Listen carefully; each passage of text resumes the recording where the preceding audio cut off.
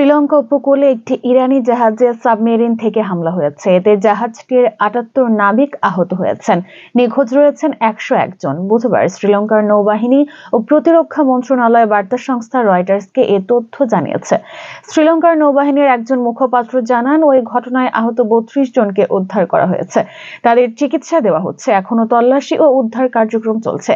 জাহাজটিতে কারা হামলা চালিয়েছে তা জানা যায়নি, তবে সেটি ডুবে গেছে। শ্রীলঙ্কার উপকূলে ডুবন্ত ইরানি যুদ্ধ জাহাজটি সাবমেরিন হামলার শিকার হয়েছিল। এ ঘটনায় ১০০ জনের বেশি নিখোঁজ বলে জানিয়েছে বার্তা সংস্থা রয়টার্স। কারা হামলা করেছে তা জানা যায়নি। আহত হয়েছেন ৭৮ জন। স্থানীয় গণমাধ্যমগুলোর বরাত দিয়ে বার্তা সংস্থা আনাদোলু জানিয়েছে, ঘটনার সময় জাহাজটিতে অন্তত ১৮০ জন ছিলেন। যুদ্ধ জাহাজটি ভারতে আয়োজিত বহুজাতিক নৌ মহড়া এবং নৌবহর পর্যালোচনা অনুষ্ঠানে অংশ নিয়েছিল। মহড়াটি ভারতের বিশাখাপত্তমে অনুষ্ঠিত হয়।